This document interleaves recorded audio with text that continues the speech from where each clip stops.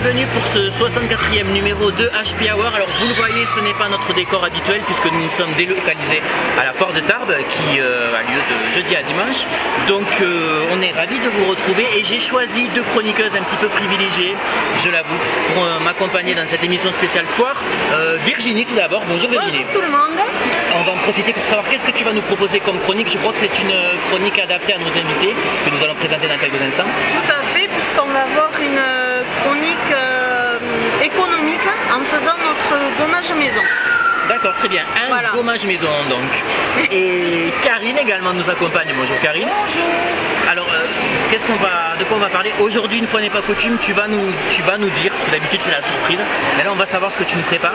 Alors on va faire une tête de lit avec du bois et aussi de la récup encore une fois, mais une tête de lit avec un budget mini.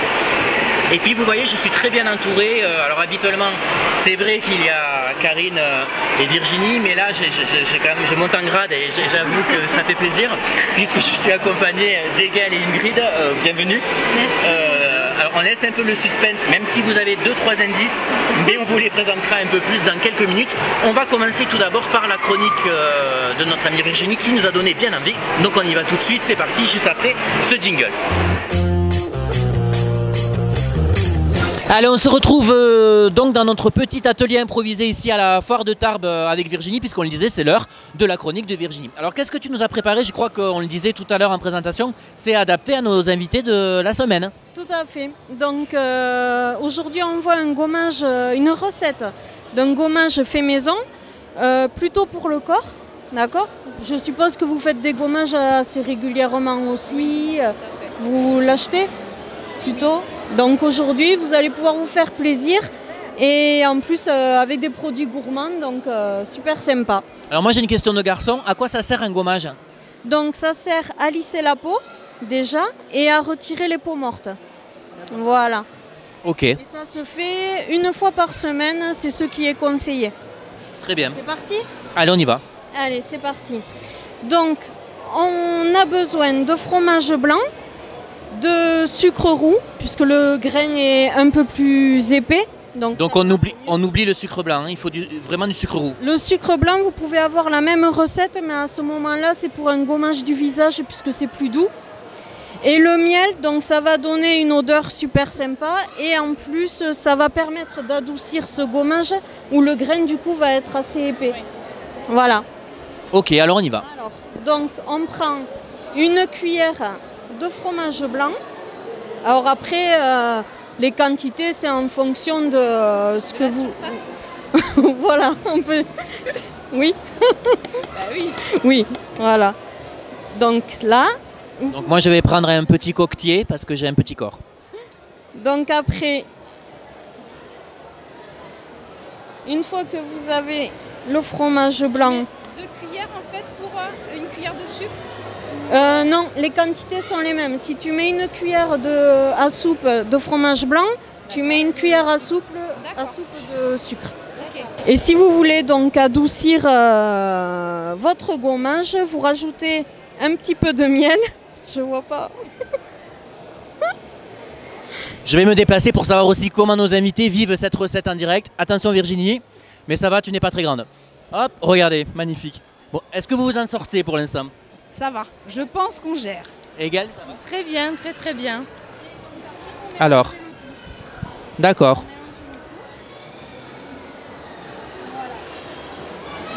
Ça vous permet d'avoir une substance plutôt crémeuse. Et ce gommage, donc, vous le passez sur une peau humidifiée à l'eau chaude pour le faire fondre.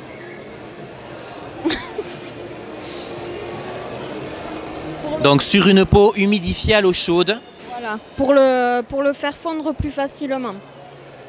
Donc on n'oublie pas que pour avoir un bon effet sur votre peau, les gestes essentiels, c'est quand même d'avoir des longs gestes lents et circulaires. C'est ce qui va faire l'efficacité aussi de votre gommage, si vous ne le saviez pas déjà. Donc il ne faut pas y aller comme un forcené, il ne faut pas essayer de frotter comme ça fort. Mais non, parce que sinon vous allez vous irriter la peau. D'accord. Donc par contre, voilà, c'est pour ça que pour le visage, Il vaut mieux avoir les mêmes quantités, mais avec un sucre doux, fin. Voilà. Alors, donc, là, tel qu'il est là, il est prêt, on peut se l'appliquer. Combien de temps? Il y a un temps de pause ou on le met, on le rince? Tu te le passes doucement, tu rinces et tu as la peau douce et nickel. Donc Ingrid et Egel vont donc nous faire la démonstration, voilà. En direct, Ouais. bien sûr. Ah oui, on peut sur la main. Allez, on va essayer sur la main. Moi, je veux bien essayer. J'essaye, moi, sur la main. Tu me tiens le micro? Vas-y. Donc, on met directement comme ça? Oui. Et tu tournes. Délicatement. Voilà. Tu sens le grain qui... Ah ouais, mais complètement, là. C'est en train de changer ma vie. Tu sens ta peau qui se nettoie en profondeur. Oui. Donc, des petits mouvements circulaires. Voilà. Voilà. Une fois que tu as fait tout ça, tu te rinces. Une fois que tu as fait tout ça, donc tu te rinces. D'accord. Et tu as la peau nickel. Je te laisse tester. Regarde cette douceur. Une peau de bébé. C'est vrai. J'avoue. Très très doux. Voilà. Et ça, c'est magnifique. Eh bien, merci beaucoup, Virginie. On sait comment... Ah, tu as une petite précision. Donc si vous avez vous aussi des recettes maison beauté, n'hésitez pas à nous les envoyer sur Facebook et qu'on puisse les présenter à une prochaine chronique. Ou vous les filles, n'hésitez pas. Voilà. Rendez-vous sur notre page Facebook et puis rendez-vous tout de suite en plateau puisqu'on retourne rejoindre notre amie Karine. C'est parti. Allez, retour en plateau. Merci Virginie pour cette première chronique et puis à nos invités qui ont mis un petit peu la main à la pâte. Donc vous avez le suspense jusqu'à maintenant, donc il est temps de vous présenter quand même un peu plus en détail nos deux invités qui nous ont fait la joie de nous rejoindre aujourd'hui pour cette foire de Tarbes. Et je vais laisser la parole à ma chroniqueuse et néanmoins amie Virginie. Alors, donc on vous présente Egel, qui est d'origine toulousaine et martiniquaise. C'est ça. Voilà. Et donc élue Miss Ronde Midi-Pyrénées 2015. voilà, et troisième dauphine, Miss Ronde de France Voilà. 2016. Voilà. Voilà. Et donc Ingrid, Oui. qui est de... Moi je suis de Catus à côté de Cahors. Voilà. Et à la base je suis d'origine parisienne.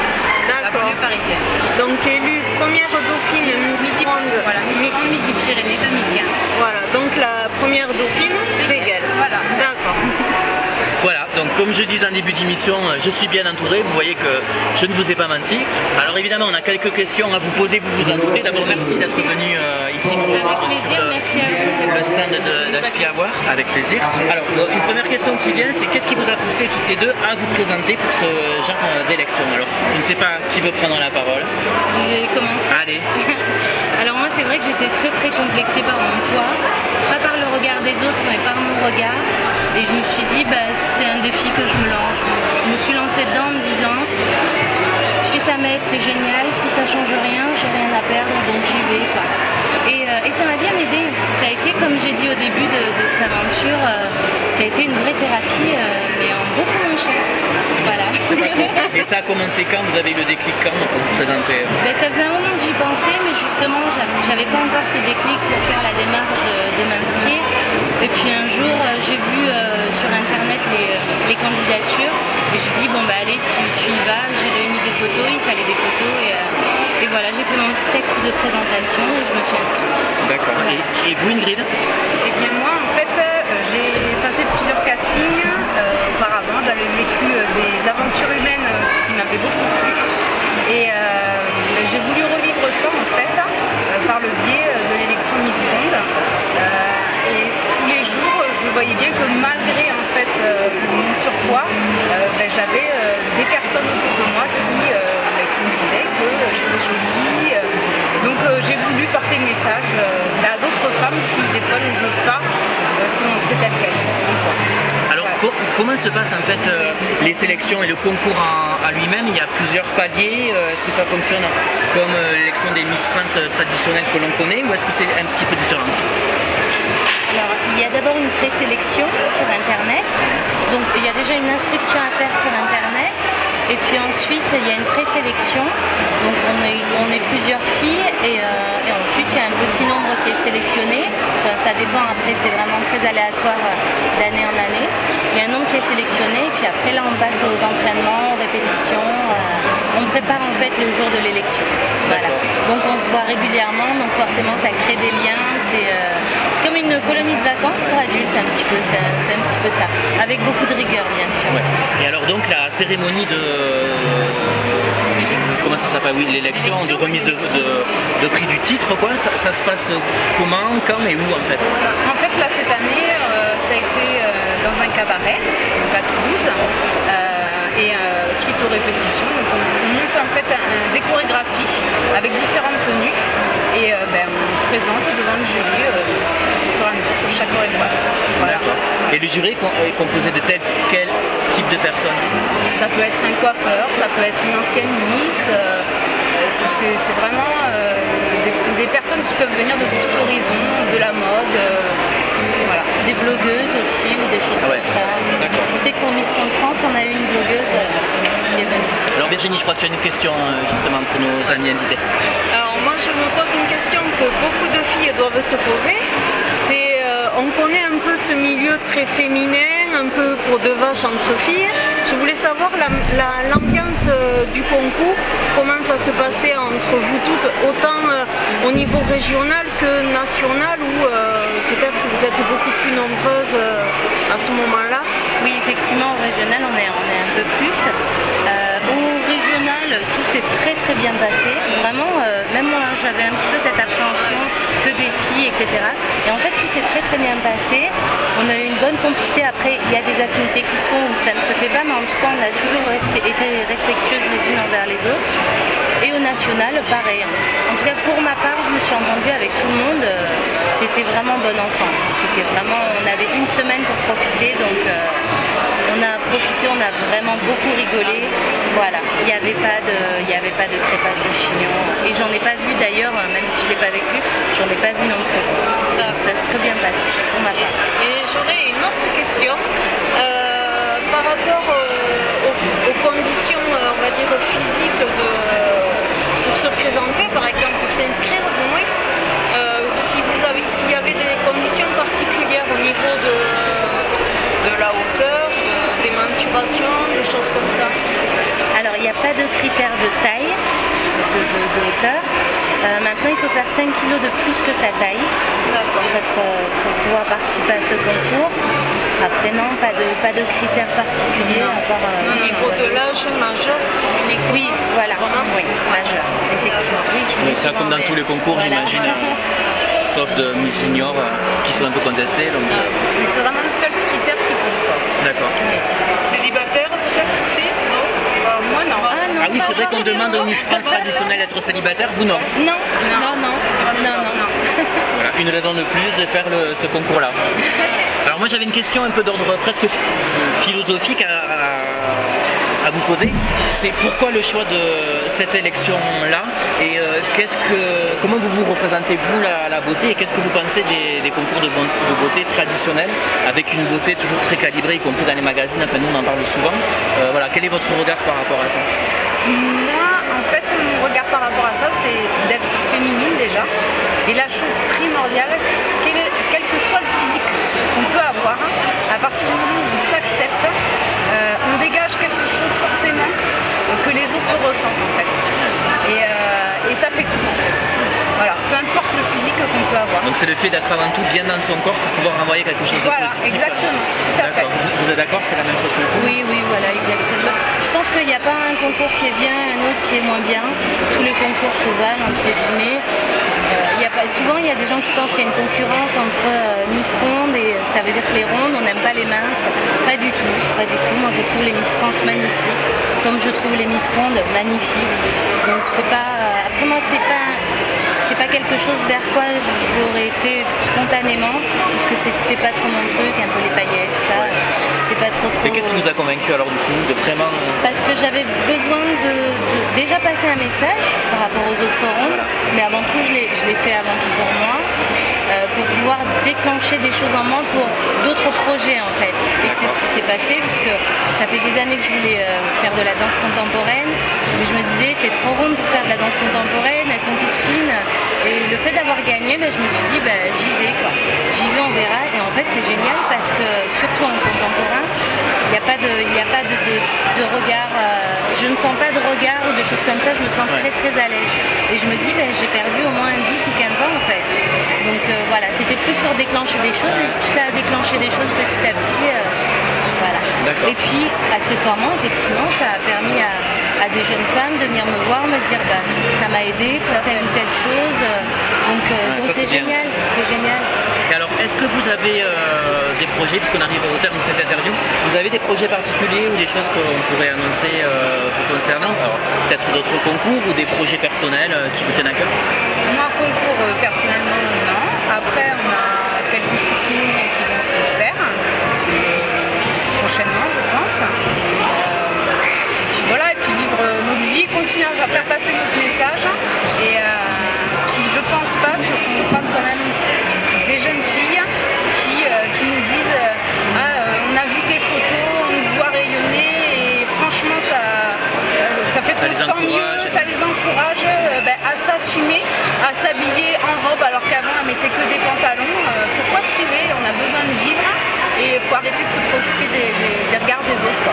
C'est une belle conclusion. Je vous ferai juste remarquer l'effort de Virginie et de Karine qui ont revêtu ces magnifiques couronnes. On a voulu qui nous être ferait... Miss d'un jour. Voilà, c'est ça. Miss HPIAWA. Voilà. C'est ça, en même temps, voilà, mieux vaut un jour que jamais. Donc, ça y est. Et une pensée à Elodie qui est aussi Miss Oui, une et pensée à Claire. Elodie et à Claire. Miss Claire. Ouais, exactement. Claire. Et Queen Véro. Aussi. Eh oui, Et oui. c'est nos autres chroniqueuses, Voilà, j'explique pour nous inviter. Ok. Alors écoutez, on va enchaîner sur une petite chronique très concrète de notre amie Karine qui a l'habitude, vous le savez, de nous présenter de la récup créative. Alors là, on a vu plus grand, on a vu plus beau, d'ailleurs on va y aller tout de suite, juste après ce jingle, c'est parti. Allez, on se retrouve avec Karine pour ta fameuse chronique désormais célèbre. Mais là, je vois qu'il y a quand même beaucoup de matériel. Alors, est-ce que tu vas nous expliquer ce qu'on va faire? Je crois que c'est spécial foire de Tarbes aujourd'hui. Exactement. Donc, on va changer un petit peu. D'habitude, on fait des petites pièces en récup. Aujourd'hui, on va fabriquer carrément avec du bois. On va faire une tête de lit à petit budget. Ouais, parce que c'est ça aussi qui nous intéresse, c'est soit de la récup ou du petit budget. Pas de gaspillage. Voilà. Donc aujourd'hui, j'ai récupéré de la volige. Alors qu'est-ce que c'est que ça? C'est quoi de la volige? C'est du bois dont on se sert pour faire les bordures des toits. Voilà. Donc j'ai récupéré de la volige. Ça s'achète aussi. C'est le bois qui est le moins cher. Et on l'achète brut. Voilà. Donc on va commencer. On va commencer. Ouais. Allez, c'est parti. Alors c'est ça la volige. Ça c'est de la volige. Voilà. Tu vois, donc c'est un bois brut. Tu vois, il est brut. Il est brut. Donc on va, pour créer notre tête de lit, on va prendre donc les barres en bois qui font 4 mètres en principe. Et on va couper 4 morceaux d'1,20 m, 4 morceaux d'1,10 m et 4 morceaux d'1 mètre. Une fois qu'on aura donc coupé ces morceaux de bois, on va les poncer. Alors on a deux possibilités, soit on prend une ponceuse, comme celle-ci, qui est facile d'utilisation, qui est légère. Voilà, donc homme ou femme, on peut utiliser, c'est très léger. Donc on va poncer notre bois, soit avec ça, ou soit avec du papier de verre classique. Voilà. Donc on va le poncer sur le dessus, on va casser les angles pour arrondir un petit peu, sur le dessus, sur les côtés et sur le dessous. Ok? Tu comprends? Je comprends complètement. Une fois qu'on aura poncé notre planche, ça donnera ça. Ah ouais, donc voilà. Ouais, alors effectivement c'est lisse et les angles sont cassés, effectivement arrondis. Voilà, exactement. Une fois qu'on aura préparé nos 12 morceaux de bois, puisqu'il nous en faut 12 pour la construction de notre tête de lit, on va préparer le support de derrière. Donc pour ce, il faut des tasseaux de bois, voilà, comme ça, qu'on va couper à la longueur dont on a besoin de la tête de lit. Donc aujourd'hui, nous on a choisi de faire 1,80 m. Donc on va couper ces tasseaux à 1,80 m. Et donc après, nous allons repartir avec nos voliges et nous allons les peindre. Alors moi j'ai choisi de faire une patine, on peut les peindre en couleur, on peut faire ce qu'on veut. Après, comme je dis à chaque fois, libre cours. À son imagination et à sa créativité. Merci de finir mes phrases. Je vous en prie. C'est extraordinaire. Alors, dans le commerce, on va trouver des tas de produits pour faire de la patine. Voilà. Moi, je vais vous expliquer aujourd'hui comment on peut faire de la patine pour presque rien. Donc, on va prendre un pot.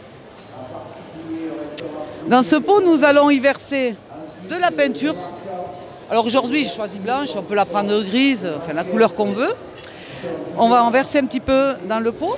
Donc, on a besoin aussi d'une bouteille d'eau, d'eau. Et donc, nous allons mélanger notre peinture avec de l'eau. Combien d'eau à peu près? Alors, on va le voir parce qu'il faut que ça fasse un jus. Je vais te montrer comment. Voilà, que ça soit très liquide pour avoir un jus de peinture blanche pour faire notre patine. On va délier. Voilà. Tu vois, c'est assez liquide. Voilà. Une fois qu'on aura préparé ça, on va revenir sur nos 12 voliges et nous allons donc les patiner. On va prendre un pinceau large. Alors on rappelle pour les gens que patiner, c'est donner cet aspect un peu vieilli, un peu qui a vécu. Hein. Voilà, tout à fait. Donc on va reprendre notre planche qui est bien lisse. On va prendre notre jus. Et là, on va badigeonner un petit peu n'importe comment notre planche pour lui donner cet aspect vieilli. Voilà.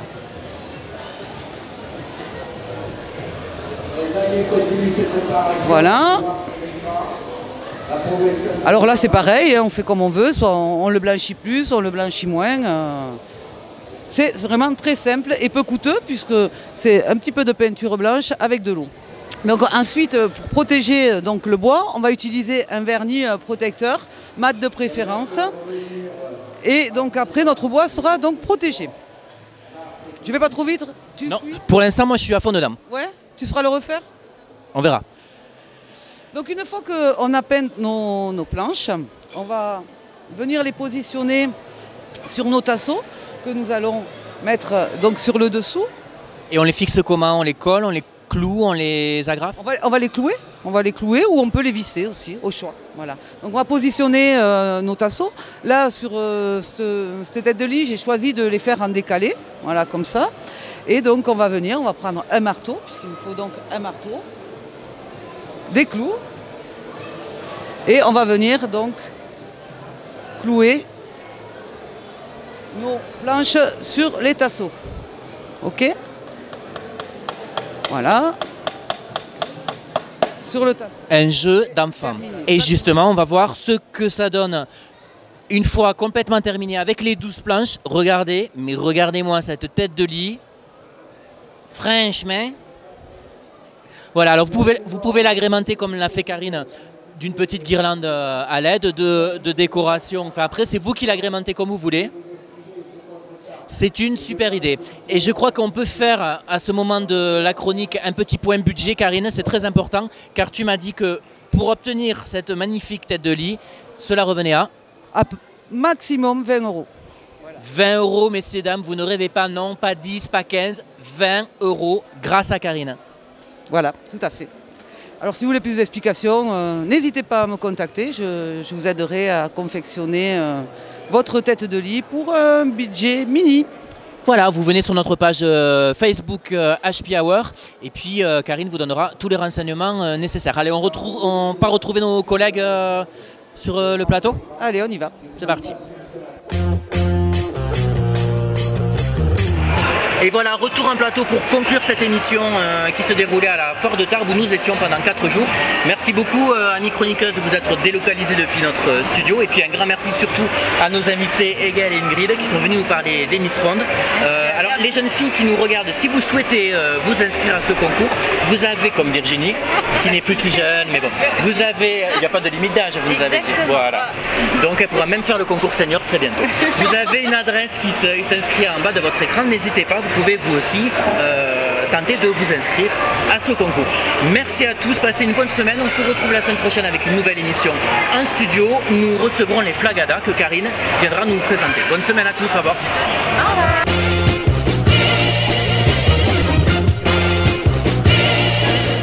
une ruche. Chacun a sa fonction. Les tâches sont bien définies. Au final, donc là j'ai pris miel d'oranger. Vous le rajoutez dedans et ça fait bizarre de se parler. Je sais, et puis moi j'ai l'impression de te... Allez. Je me sens agressée là. Les jeunes filles qui nous regardez, si vous avez en bas, si vous avez envie de vous... pourtant c'était bien parti. Oui, c'est pareil. Hein il y avait le dynamisme et tout, c'est génial. Et nous sommes partis lui poser quelques questions puisqu'il est venu prendre visite à cette belle ville de Tarbes et cette belle foire, voilà. Et il faut que j'arrête de parler trop parce que plus j'en dis, plus je dis de bêtises. Donc je recommence. Faut que je boive. Voilà, alors un grand merci à nos invités d'être... ça fait 15 fois. Hein. Vous pourrez pas dire qu'on vous a pas remercié. Bon, je recommence. Alors je recommence. C'est de l'épargne. Ouais, ah non, après, ah oui, mais moi pas. Moi aussi, mais bon, bref, on va pas rentrer dans les détails. C'est pas filmé. Alors, j'y vais. Attention, non, mais si, il va y avoir un super bêtisier. C'est bon?